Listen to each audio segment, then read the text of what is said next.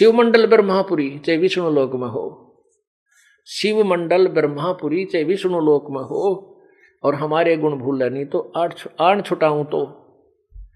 यदि वहां भी तू याद कर लेगा, ये परमात्मा मैं तो गलत आ गया, पाप आत्मा हूं प्रभु, मैंने बहुत गलती की, ये परमात्मा आपके वचनों से मैं नीचे गिर गया, मुझसे भूल हो गई, तो परमात्मा वहां अपनी आत्मा के लिए प्रकट हो जाते हैं, इसी दास के रूप में प्रकट होंगे और फिर उससे कहेंगे छोड़ दो ये हमारा हंस है।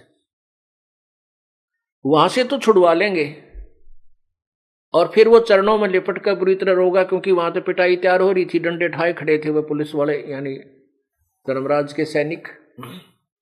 तो तब तो वो चरणों में गिर जाता है, भगवान मुझे बख्श दो, प्रभु मेरे से गलती होगी, हे प्रभु मैं विचलित हो गया था। परमात्मा बोले भाई कोई बात ना, आ जा। तो इसको यहां एक परमात्मा का अलग स्थान है इसी ब्रह्मांड में, प्रत्येक ब्रह्मांड में, उसको भी सतलोक कहते हैं, वहां प्रभु रखता है। फिर जब कभी भक्ति युग होता है, सतयुग से प्रारंभ कर देता है, सतयुग में फिर उसको मिलता है, फिर त्रेता द्वापर, फिर कलयुग में आकर के उसको फिर पुनर्जन्म देता है। तब तक वो अपने पुण्यकर्मों से कभी राजा बनता है, कभी कुछ बनता है। जैसे आदरणीय नानक साहिब जी सतयुग में राजा अमरीश थे, बहुत पुण्यात्मा थी, सच्ची श्रद्धा से भक्ति करते थे, जैसी भी उसको प्राप्त थी। अब वो जैसे भी पुण्य यज्ञ करते थे, उनके पुण्यों को स्वर्ग में खा आते थे। फिर मानो श्री जैसे राजा जनक रूप में वही अमरीश वाली आत्मा ही जन्म हुआ। इस समय के किए हुए इन पुण्यों के कारण और उस समय के जो यज्ञ आदि करने से वो स्वर्ग आदि में चला जाता है। और फिर राजा जनक रूप में भी उसने खूब डट के भक्ति की, सुप्रसिद्ध संत कहलाए राज करते हुए भी। उसके बाद स्वर्ग में गए, रास्ते में काल ने एक छल किया उनके साथ, एक नरक था वहां पर, उस नरक के साथ राजा जनक का विमान निकाल दिया। वहां पर 12 करोड़ आत्माएं अपने करे हुए दंड का भोग भोग रही थी, हाहाकार मचा था, तड़फ रही थी। तब राजा जनक ने अपना विमान रुकवाया और कहा कि पार्षदों अर्थात संचालकों इसको रोको और पता करो या रोने की आवाज का क्या कारण है, कौन चिल्ला रहा है, उनको क्या तकलीफ है। उन धर्मराज के दूतों ने, देव दूतों ने बता दिया कि हे प्रभु, हे राजन, यहां पर एक नरक है, उसमें सब अपने किए हुए कर्म का दंड भोग रहे हैं। राजा ने कहा कि नहीं, उनको छुड़वा दो। तो उन देवदूतों ने कहा कि यहां आपका हुक्म नहीं चलेगा राजन, आप यहाँ के राजा नहीं, यहाँ के धर्मराज राजा हैं, धर्मराज, उन्हीं के आदेश से कुछ हो सकता है। तो उन्होंने कहा धर्मराज को से मेरी बात कराओ। धर्मराज वहां पहुंच गए और कहा राजन आप चलिए, ये तो अपने किए हुए कर्म का दंड भोग रहे हैं, आप आगे चलिए। क्योंकि दया एक ऐसी बेतुकी दया भी हमें ले डूबती है। दया अवश्य होनी चाहिए, लेकिन अपने पैर पर कुहाड़ा मार कर दया नहीं होनी चाहिए, क्योंकि हमने सतलोक में जाना है और उसके लिए हमने अपनी कमाई को बर्बाद नहीं होने देना है। अपना ठीक है, जो भी अपना माता है, पिता है, भाई बहन, मित्र, रिश्तेदार, कोई सखा है, सखी है, उनको भी परमात्मा के चरणों में लगा दीजिए और कहिए कि आप अपनी कमाई कर और अपना धन जोड़ साहूकार हो जा, सेठ बन। आप अपनी कमाई से कितने दिन दूसरे को सहयोग दे सकते हो, आप अपने मित्र को कितना सहारा दे सकते हो, अपने भाई को, बहन को तुम कितने दिन सहारा दे सकते हो? नहीं दे सकते, चाहे अरबपति चाहे खरबपति क्यों ना हो। उनको भी अपना व्यवसाय में लगाना पड़ेगा, तभी वो सफल होंगे। तो ऐसे ये दया का जो दौर है, इसको ना समझ करके हम बर्बाद कर देते हैं, अपना जीवन खोल बैठते हैं। तो राजा जनक जी ने कहा कि मैं ये नहीं जाऊंगा, या तो मुझे भी यहीं रखो, ना इन सबको यहां से छोड़ के स्वर्ग ले चलो।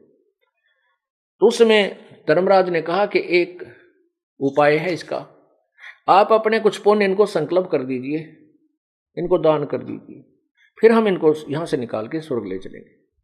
राजा जनक ने आव देखा ना ताव देखा, अपने 50% पुण्य उसको उनको दान कर दिए। उनके कारण वो जितने भी आत्माएं नरक के अंदर दुख पा रही थी उनको उठाकर निकाल लिया, अलग से विमान में बैठाया और सतलोक में जो स्वर्ग लोक में भेज दिया। वही राजा जनक जो 50% अपने जन्म बर्बाद कर दिए थे पुण्य, 50% को आधे कर्मों का भोग स्वर्ग में भोग कर वो फिर कलयुग में श्री नानक जी के रूप में, संत नानक जी के रूप में अवतरित हुए, जन्म हुआ। ये वही पुण्यात्मा थी जो पहले कभी किसी समय परमात्मा की शरण में लगे हुए थे किसी कलयुग में, और फिर ऐसे विचलित हो गए थे। अब ठीक है, उनको दो राजा भी जन्म मिले। पहले राजा अम्बरीश रूप में उनके नौकर होते थे, सैनिक होते थे। राजा जनक रूप में उनके नौकर होते थे सैकड़ों हजारों की संख्या में। और अब वही पुण्यात्मा स्वयं नौकर लगी है एक नवाब के, सुल्तानपुर में एक नवाब के यहां मोदी खाने में स्वयं नौकर लगी। परमात्मा का विधान है, जो जन हमारी शरण है ताका हूं मैं दासे, गैल गैल ला गया फिरूं जब तक धरती आकाशे। पुण्यात्माओं वो परमात्मा फिर आए जिंदा महात्मा के रूप में, वहां बेई नदी पर प्रकट हुए, जहां दुनिया गरीब नानक साहब जी वहां स्नान करने के लिए जाते थे। वहां से उनको सतलोक लेकर गए, सचखंड दिखाया और पूरा व्यवस्था दिखा करके वापस छोड़ दिया तीसरे दिन। तब उस प्यारी आत्मा ने कहा था कि काशी में जाकर देखा उस पुण्यात्मा को, परमात्मा को जो सतलोक में देखा था। सामने देखकर कहा था, फाई सूरत मुल्क की वेश, ए ठगवाड़ा ठगी देश, खरा सियाणा भोता वार, ये धानक रूप रहा करता। अब उस प्यारी आत्मा की आवाज को कोई नहीं पहचान रहा। उसको सब नानक जी को कहते हैं तो पागल है, पंजाब से आया है, एक जुलाहे को धानक को, और ये भगवान कहता है, ये मजदूर को झोंपड़ी में रहता है। तब परमात्मा ने उसे कहा था कि आप मेरे गवाह बन गए हो, इनसे मत टकराओ, मेरी महिमा का गुणगान करो। तो 12 वर्ष तक नानक जी इधर उधर परमात्मा की महिमा का गुणगान करते रहे। फिर प्रभु उनसे मिले और कहा कि पुण्यात्मा अब आप विश्राम करो, अपनी भक्ति करो, सार नाम प्राप्त करो और बैठ कर भजन करो। तो पिछले लास्ट के 16 वर्ष अपने घर पर जाकर नानक साहब ने अपने खेतों में खेती की बच्चों के साथ और अपने सतलोक प्राप्त हुआ। तो कहने का भाव यह है कि हम जैसे परमात्मा के चरणों में लगे हैं, अब हम कलयुग में पीछा छुड़वा सकते हैं। और यदि हम ऐसे फिर लटकम पटकम रह गए तो फिर और जन्म बढ़ जाएंगे। पुण्यात्माओं या कोई भी सुखी नहीं है, कोई भी सुखी नहीं है। चाहे कोई राजा बन जाए उसकी महादुर्गति, उच्च अधिकारी बन जाए, बेशक हमने कार और कोठी लाल बत्तियों में जाता देखा, उसका परेशानी 24 घंटे टेंशन रहती है। हम इस झूठे सुख को सुख मान बैठे हैं। चाहे यहां राजा बन जाए, राजा को इतना दुख होता है शायद किसी को नहीं होता, लेकिन राजा को माया जोड़ने की आदत पड़ जाती है। उस माया के उस हाड को, कुत्ते वाले हाड को चाब चाब कर ये प्राणी, चाहे राजा है चाहे कोई भी है, भगवान से दूर है, वो यहीं इसी में उलझ पुलझ होकर रह जाते हैं। परमात्मा कहते हैं, तन दर सुखिया कोई ना देखा, जो देखा सो दुखिया हो, जो उदयस्त की बात करे मैंने सबका किया विवेका हो। यहां पर कोई भी जीव सुखी नहीं है, चाहे राजा है, ब्रह्मा विष्णु महेश तक भी सुखी नहीं है। कहते साच कहूं तो जग नहीं माने, झूठे जगपति आई हो, ये ब्रह्मा विष्णु शिव जी दुखिया जिन ये राह चलाई हो। परमात्मा कहते हैं मैं सच्ची कहता हूं तो मारने धावे हैं,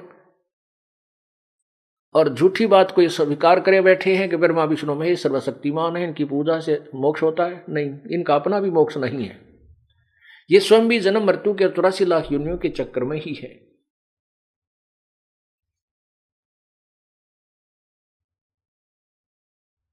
कहने का भाव यह है कि परमात्मा फिर उस प्यारी आत्मा को सतलोक, अपने यहाँ के मिनी सतलोक में ले जाते हैं। वहां जाकर वो खूब रोता है, और उस जैसे नालायक वहां बहुत बैठे पाएंगे, से भी बैठ कर बतलाते हैं हमने नाश कर लिया, हमने बड़ी बनाई बात बिगाड़ दी। अब पता नहीं कौन से कलयुग में परमात्मा कब दया होगी या ना होगी, क्यों कलयुग के अंदर ये काल इतना सतर्क हो जाता है, नाना प्रकार के पंथ बना देता है, भिन्न भिन्न प्रकार के मजहब बनवा देता है, क्योंकि कोई एक दूसरे की बात को सुनकर प्रसन्न नहीं, और आपस में लड़ाई झगड़े मार काट है, और उसी अपनी अपनी अपनी सोच पर सभी आधारित रहते हैं। फिर भी परमात्मा बहुत को दया करते हैं, अपनी समर्थता के कारण, अपने तत्व ज्ञान के तोब के गोले के आधार पर इस अज्ञान रूपी किले को ढा देते हैं। एक बार प्रत्येक कलयुग में अवश्य खत्म कर देते हैं, और उस दाव में, उस अवसर में जो कोई मनुष्य जीवन प्राप्त है और वो पूर्ण संत की शरण में आके सच्ची भाव से अपना जीवन कल्याण करवा लेता, वो पार हो जाता है। अब ये बैन उठ चुका है। अब जो भी सच्चे दिल से परमात्मा की भक्ति जैसी भी बनती है करते रहिए, पर मर्यादा से दूर ना होना। अब आप यहां से पार हो जाओगे। आप विचार देख कीजिए।